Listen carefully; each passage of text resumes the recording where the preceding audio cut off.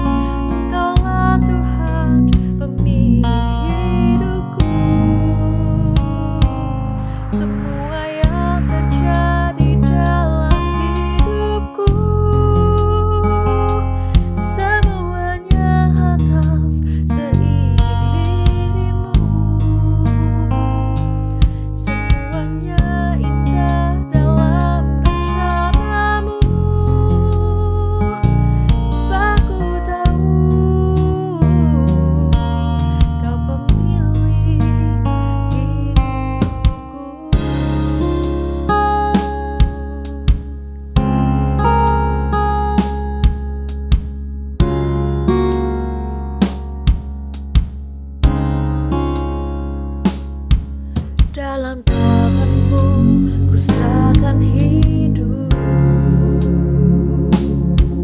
ku taruh penuh harapku padamu. Kemenanganku hanya ada di dalam janji-Mu. Engkaulah Tuhan pemilik hidupku.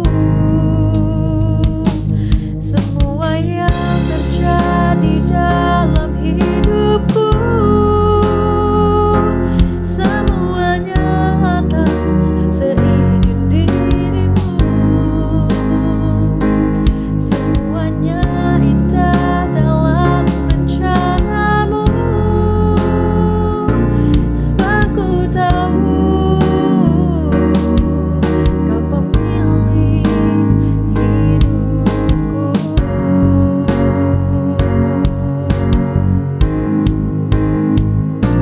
Semua yang terjadi dalam hidupku, semuanya atas seizin diri-Mu. Semuanya indah dalam rencana-Mu, sebab ku tahu Kau pemilik hidupku. Sebab ku tahu Kau pemilik hidupku.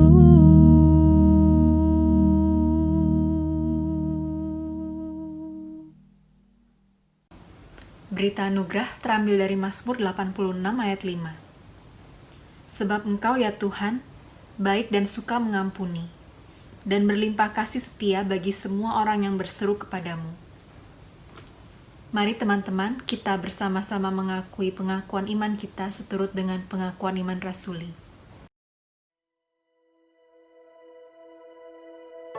Aku percaya kepada Allah, Bapa yang Maha Kuasa, Khalik langit dan bumi,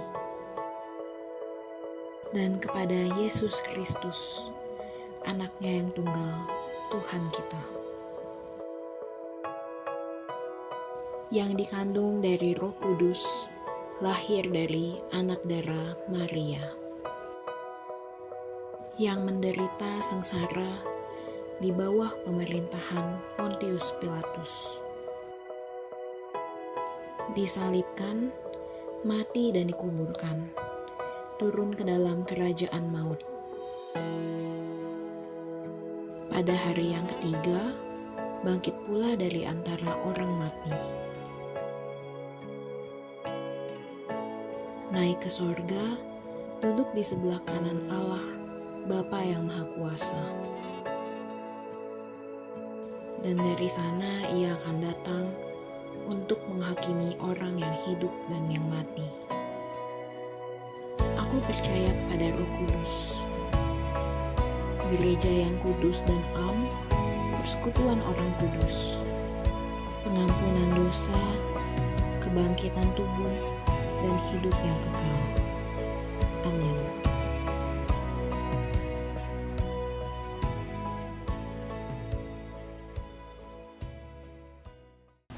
Allah kita adalah Allah yang memegang kendali atas dunia ini, termasuk atas hidup kita.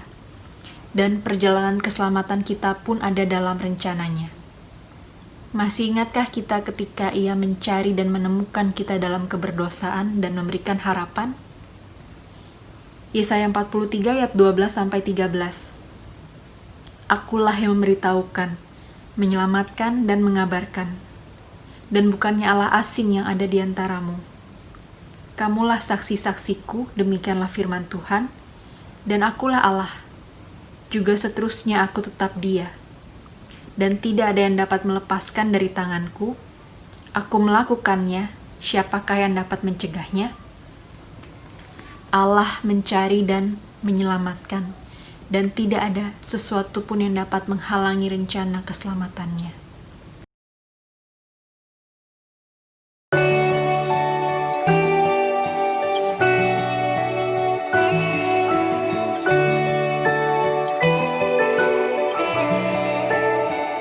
I can forget, I still remember the place you found me, and I surrendered when your grace covered my shame and so my need.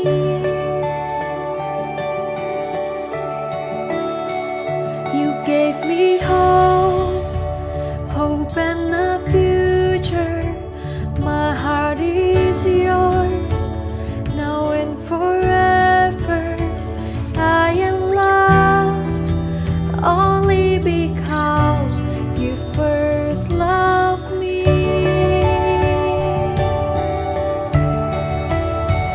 And I love you, Jesus, I love you. Yes, I love you because you first loved me.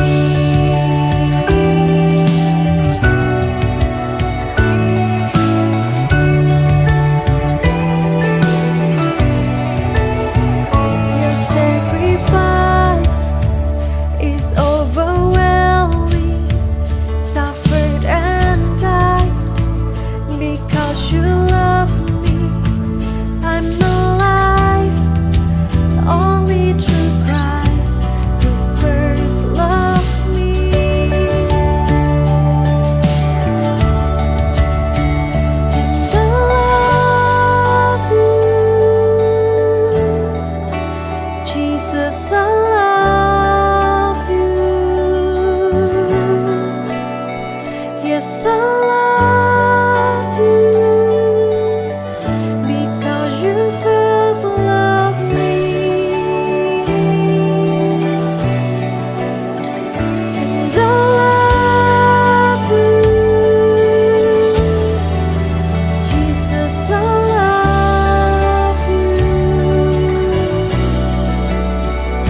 Jesus, I love you because you first loved me.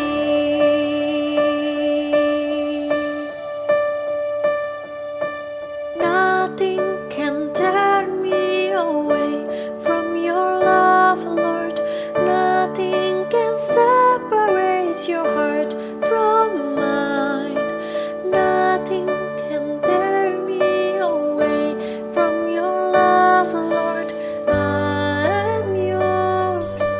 I am yours. Nothing can tear me away from your love, Lord. Nothing can separate your heart from mine. Nothing can tear me away from your love, Lord. I am yours. I am yours. And I love you. Jesus, I love you. Yes, I love you because you first loved me.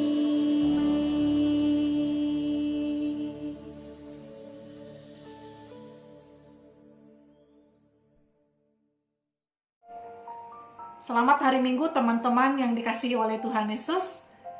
Saya bersyukur sekali dapat diberikan kesempatan untuk menyampaikan firman Tuhan di dalam kebaktian online kita pada hari ini. Sebelum kita membaca dan merenungkan firman Tuhan, mari kita berdoa terlebih dahulu. Bapa di dalam kerajaan sorga, terima kasih ya Tuhan untuk kesempatan pada hari ini sehingga kami bisa beribadah bersama dan juga mendengarkan firman-Mu. Sebentar kami akan membaca dan mendengar firman Tuhan. Mohon kiranya Roh-Mu yang kudus itu yang memberikan kepada kami pengertian, agar kami dapat memahami dan juga menangkap apa yang menjadi isi hati Tuhan lewat firman yang akan kami baca dan dengarkan bersama.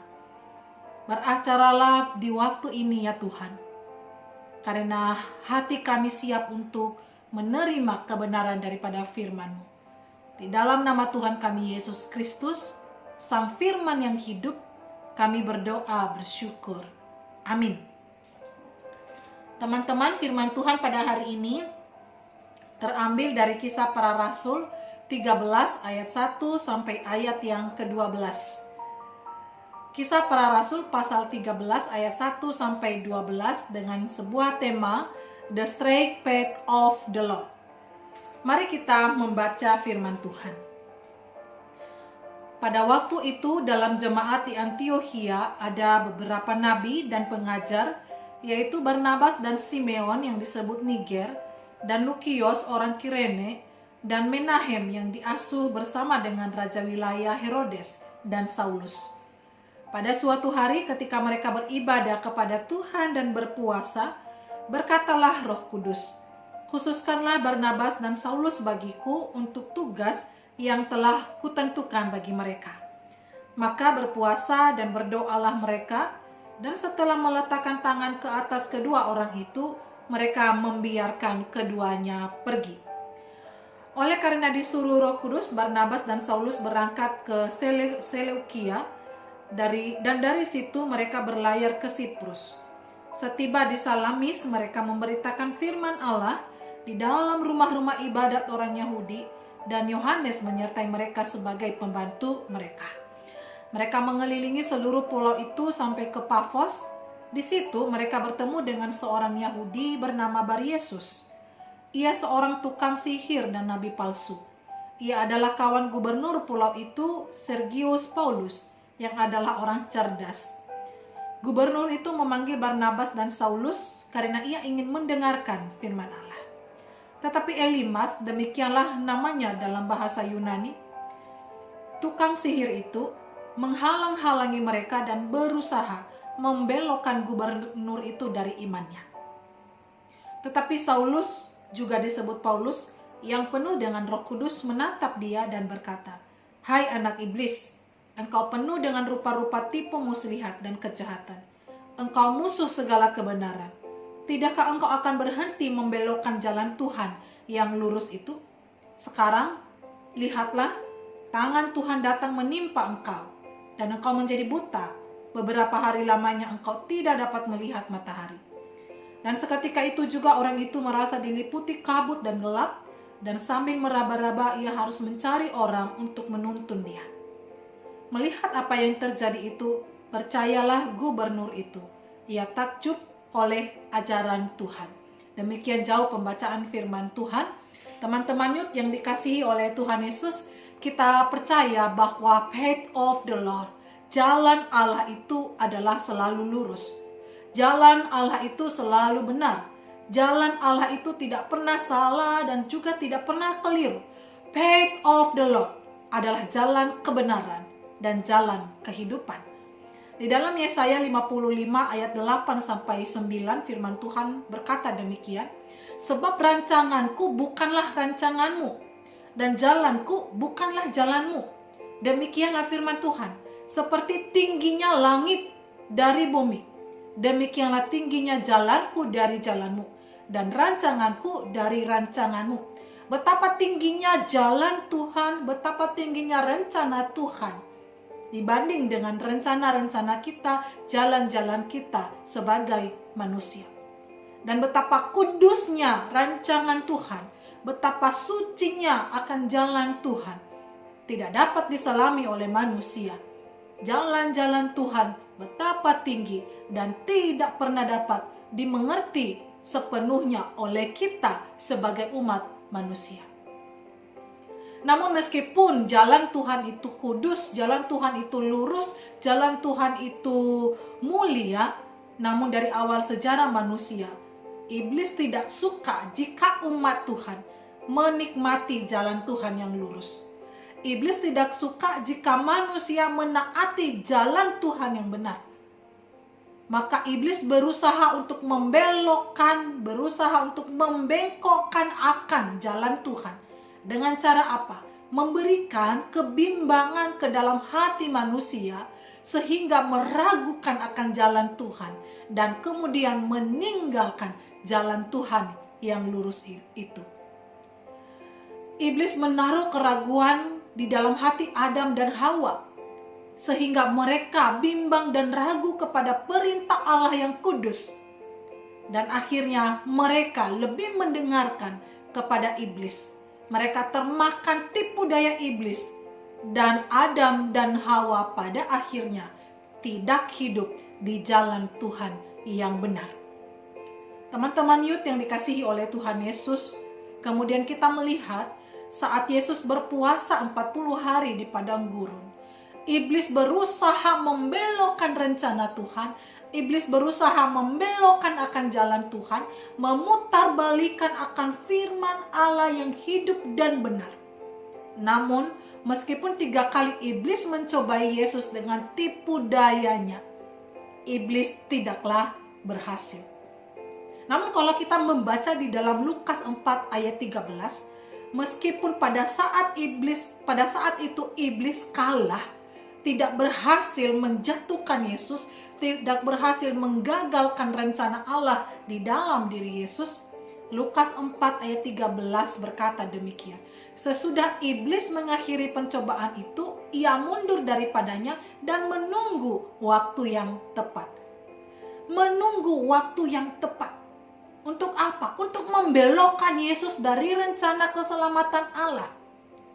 Iblis menunggu waktu yang tepat untuk menggagalkan rencana keselamatan Allah bagi kita umat manusia.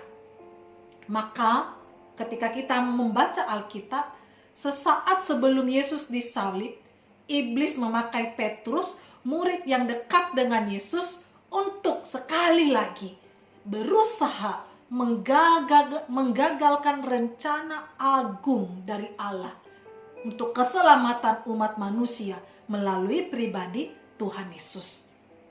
Yaitu pada saat Yesus memberitakan kepada murid-murid bahwa ia, anak manusia, Yesus itu harus menderita, ia harus mati, dan pada hari yang ketiga ia bangkit dari antara orang mati. Ketika Yesus mendengar bahwa Yesus harus menderita, ia harus disiksa, dan ia harus mati dan disalibkan, Petrus menarik Yesus dan berkata, "Tuhan, kiranya Allah menjauhkan hal itu. Hal itu sekali-kali tak akan menimpa Engkau." Ini gimana? Kalau tidak ada salib, kalau tidak ada penderitaan, maka tidak ada keselamatan bagi kita umat manusia. Kalau Yesus tidak mati di atas kayu salib, bagaimana kita sebagai umat Allah ini yang telah jatuh ke dalam dosa dapat terlepas dari perbudakan dosa dan juga hukuman maut?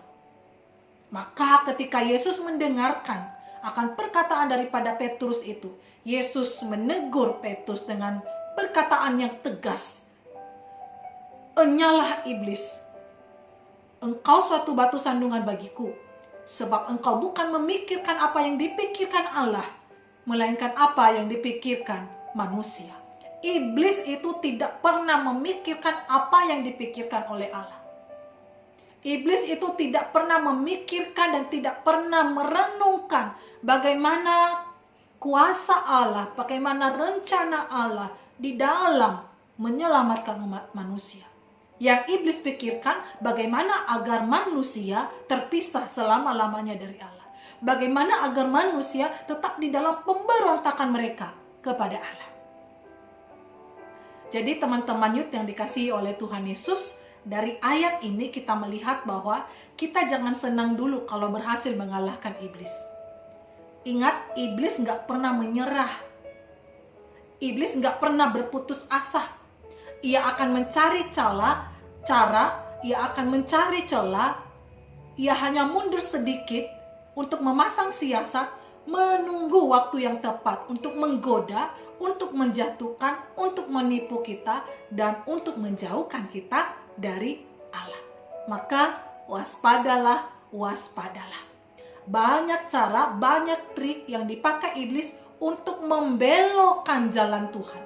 Maka kita sebagai anak-anak Tuhan harus jeli melihat pekerjaan-pekerjaan iblis yang mencoba berusaha mengacaukan hidup kita, mengacaukan pekerjaan kita, merusakkan relasi-relasi di antara kita, membelokkan kebenaran yang kita imani di dalam Yesus Kristus.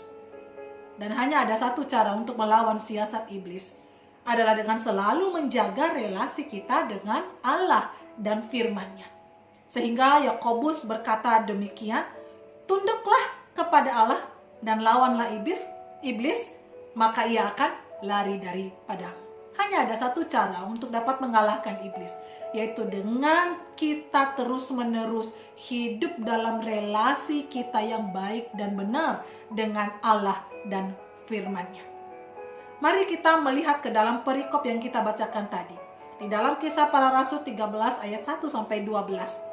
Perikop ini menceritakan bagaimana Allah memakai Saulus dan Barnabas untuk menyelamatkan seorang yang bernama Sergio Paulus, gubernur Romawi yang ada di Pulau Siprus. Dalam perikop ini kita belajar setidaknya ada 4 hal. Yang pertama, Allah menentukan orang-orang tertentu untuk melakukan tugas tertentu. Di dalam ayat 1 sampai ayat 3 kita melihat hal itu. Khusus di ayat 2b dikatakan di situ, "Berkatalah Roh Kudus, khususkanlah Barnabas dan Saulus bagiku untuk tugas yang telah kutentukan bagi mereka." Hal ini mengingatkan kita bahwa kita hidup di dalam dunia ini untuk menjalankan misi Allah, bukan misi kita. Benar teman-teman bahwa kita harus studi, kita harus punya cita-cita, kita harus bekerja, kita harus melayani Tuhan. Bahkan pada saatnya nanti kita harus memilih pasangan hidup, berkeluarga, berencana, dan lain sebagainya. Tetapi jangan lupa bahwa kita hidup, kita diciptakan Allah dengan tujuan, dengan tugas tertentu. Paulus dan Barnabas ditentukan Allah untuk melakukan tugas tertentu yang juga telah ditentukan Allah bagi mereka, yaitu untuk pergi ke Siprus, memberitakan Injil Yesus Kristus di sana. Teman-teman youth yang dikasihi oleh Tuhan Yesus, pastikan bahwa kita mengerjakan apa yang menjadi tugas yang telah ditentukan Allah bagi kita masing-masing. Saya percaya bahwa ketika Tuhan menempatkan kita di dalam sebuah gereja, di dalam sebuah keluarga, di dalam sebuah sekolah dan komunitas, Tuhan punya tujuan tertentu bagi kita untuk kita lakukan. Maka kita hidup bukan untuk mengerjakan agenda pribadi kita. Baik itu studi kita, cita-cita kita, pekerjaan kita, pelayanan kita, perencanaan kita, pemilihan pasangan hidup. Pastikan bahwa di dalam semuanya itu kita sedang mengerjakan agenda Allah, tujuan Allah yang sudah Ia tentukan bagi kita masing-masing. Hal yang kedua yang kita pelajari dari perikop ini adalah Roh Kudus berperan aktif dalam mengerjakan misi keselamatan Allah di bumi. Ketika kita membaca keseluruhan kisah para rasul, kita menemukan di sana bagaimana peran aktif daripada Roh Kudus di dalam rencana keselamatan Allah. Kisah para rasul ini berisi kisah-kisah setelah Tuhan Yesus naik ke sorga. Roh Kudus yang berperan aktif sehingga isi hati Allah dapat ditangkap oleh jemaat Antiokhia, sehingga akhirnya melepaskan Paulus dan Barnabas untuk pergi ke Siprus. Sehingga seluruh isi daripada pulau Siprus, orang-orang yang ada di pulau Siprus mendengar Injil. Bahkan gubernur dari pulau itu pun, yaitu Sergio Paulus, menjadi percaya kepada Tuhan Yesus. Ini bukan karena kehebatan Paulus dan Barnabas, tetapi karena Roh Kudus. Kehadiran Roh Kudus ini yang membuat pelayanan misi berhasil. Bagaimana teman-teman dapat memahami kehadiran Roh Kudus di dalam perjalanan hidup teman-teman? Roh Kudus berperan aktif dalam menyelamatkan kita. Ia melahirbarukan kita. Ia memperbaharui hati kita. Ia tinggal di dalam kita, bahkan mematerai kita.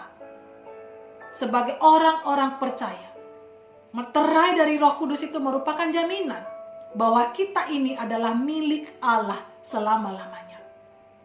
Roh Kudus tidak hanya berperan aktif dalam menyelamatkan kita, tetapi Roh Kudus juga berperan aktif di dalam membimbing kita, mengajar kita, memberikan kita kuasa, dan menginsafkan kita tentang dosa, serta menghibur dan menolong kita. Paulus dan Barnabas mengalami betul akan karya Roh Kudus dalam pelayanan mereka. Kuncinya adalah mereka harus taat kepada pimpinan Roh Kudus. Maka Paulus berkata, berilah dirimu dipimpin oleh Roh Kudus. Kiranya teman-teman di dalam masa-masa ini juga dapat terus mengalami peran aktif Roh Kudus itu di dalam perjalanan kehidupan kita. Hal yang ketiga dari ayat ini, bahwa pekabaran Injil itu tidak selalu berjalan mulus. Ada tantangan yang harus dihadapi. Tetapi rencana Allah tidak pernah gagal. Iblis berusaha untuk menghalang-halangi orang datang kepada Yesus. Iblis berusaha untuk membelokkan jalan kebenaran firman Tuhan. Tetapi ingat, rencana Allah itu tidak pernah gagal. Maka peperangan rohani terjadi dalam pemberitaan Injil. Pemberitaan Injil itu bukan hal yang gampang. Pelayanan yang kita lakukan juga adalah peperangan rohani. Teman-teman, siapa yang menghalang-halangi akan gubernur ini untuk tidak mendengarkan Injil Tuhan? Siapa yang menghalang-halangi gubernur yang bernama Sergius Paulus ini dari imannya kepada Kristus? Tidak lain dan tidak bukan adalah teman atau kawan dekatnya, yaitu Bar-Yesus, yang juga bernama Elimas dalam bahasa Yunani. Dia si tukang sihir dan juga seorang nabi Paulus. Maka berhati-hatilah dengan teman dekat, berhati-hatilah dengan sahabat dekat, berhati-hatilah dengan teman spesialmu. Pastikan mereka adalah orang-orang yang mengasihi Tuhan, orang-orang yang bertumbuh di dalam iman. Ketika teman dekatmu itu mulai membelokkan hatimu dari Tuhan, mulai membelokkan hatimu dari kebenaran firman Allah, engkau harus berhenti sejenak. Teman yang bertumbuh dalam Tuhan tidak akan pernah menjauhkan engkau dari Tuhan. Teman yang bertumbuh di dalam Tuhan tidak pernah akan menjauhkan engkau dari ibadah dan juga dari firman Tuhan. Maka sekali lagi teman-teman, berhati-hatilah dalam berteman. Berhati-hatilah dalam bergaul. Karena firman Tuhan berkata, pergaulan yang buruk itu merusakkan kebiasaan yang baik. Namun puji Tuhan, Youth for Christ di GKIJJ sudah memiliki kelompok sel. Masuklah dalam kelompok sel. Itu adalah sebuah komunitas yang baik bagi pertumbuhan iman kita. Sebab komunitas sel bukanlah dibentuk oleh tangan manusia. Komunitas sel, kelompok sel itu adalah dibentuk oleh kematian dan kebangkitan Yesus. Komunitas sel itu diikat oleh sebuah kebenaran bahwa kita adalah orang-orang yang mengalami keselamatan di dalam Yesus Kristus. Jadi jangan juga kita main-main dengan komsel kita. Kita harus setia di dalam komunitas sel kita. Karena komunitas sel kita bukan dibangun oleh tangan manusia. Tetapi komunitas sel kita dibangun oleh kematian dan kebangkitan Yesus Kristus. Sehingga kita akan melihat bahwa komunitas ini benar-benar bertumbuh, memberi dampak yang baik bagi lingkungan, terlebih menjadi wadah bagi kita untuk hidup semakin serupa dengan Kristus. Hidup semakin serupa dengan Kristus adalah tujuan komsel kita, agar Allah dimuliakan melalui hidup kita. Yang terakhir dari perikop ini kita belajar adalah takjublah kepada firman Tuhan, bukan kepada mujizat. Banyak mujizat-mujizat yang dilakukan oleh Tuhan Yesus dan juga oleh murid-muridnya di dalam Alkitab. Mujizat atau tanda-tanda ajaib itu terjadi supaya orang menjadi percaya kepada Allah, bukan terpikat kepada mujizat. Mujizat itu hanyalah sebagai alat untuk membawa seseorang, untuk membawa umat manusia melihat kepada kuasa Allah yang tidak terbatas. Jadi tujuannya itu bukan pada mujizat atau tanda-tanda, tetapi tujuan kita itu adalah kepada Allah. Sehingga walaupun tanda-tanda ajaib tidak ada, walaupun mujizat tidak terjadi, kita tidak mudah meninggalkan Allah.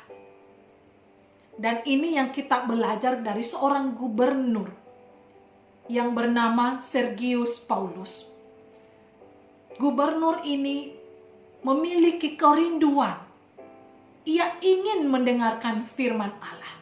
Dan di ayat 12 dikatakan, gubernur itu menjadi percaya, ia takjub oleh ajaran Tuhan. Gubernur itu kagum, gubernur itu takjub mendengarkan akan ajaran-ajaran Allah, yaitu firman Tuhan. Maka penting sekali bagi kita sebagai murid-murid Allah, bagaimana supaya kita tetap di jalan Allah yang lurus, yaitu dengan cara kita menjaga hati kita, kita menjaga akan kerinduan kita untuk terus mendengarkan firman Allah, dan haus untuk diisi oleh kebenaran firman Tuhan. Baik itu lewat bacaan kita membaca firman Allah, maupun melalui renungan, melalui khotbah yang kita dengarkan. Teman-teman yang dikasihi oleh Tuhan Yesus, menjadi penutup atau kesimpulan dari firman Tuhan pada hari ini, bagaimana agar kita sebagai anak-anak youth, anak-anak muda zaman ini tetap di jalan Allah yang lurus. Yang pertama, temukanlah apa yang menjadi tujuan Allah atas hidupmu. Temukan apa yang menjadi tujuan Allah menciptakan kita. Temukan apa yang menjadi tujuan Allah menempatkan kita di sebuah perusahaan di mana kita bekerja, sekolah di mana kita sedang studi, keluarga di mana kita sedang tinggal bersama-sama, dan juga gereja di mana saat ini kita sedang beribadah dan melayani Tuhan. Hal yang kedua, alamilah karya Roh Kudus yang nyata setiap hari melalui relasi yang hidup dengan Allah.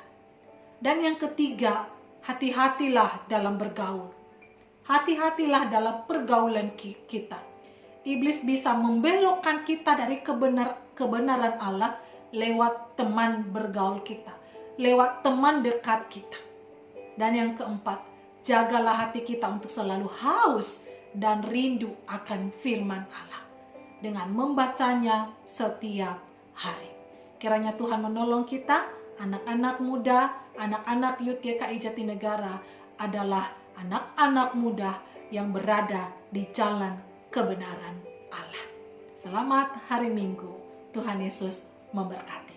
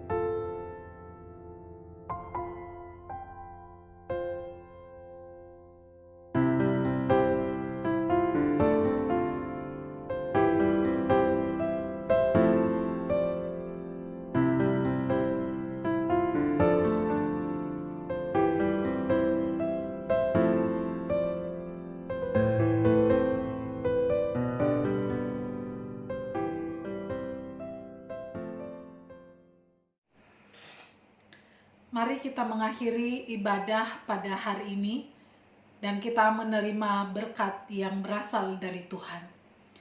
Tuhan memberkati kita dan melindungi kita. Tuhan menghadapkan wajah-Nya kepada kita dan memberikan kita kasih karunia.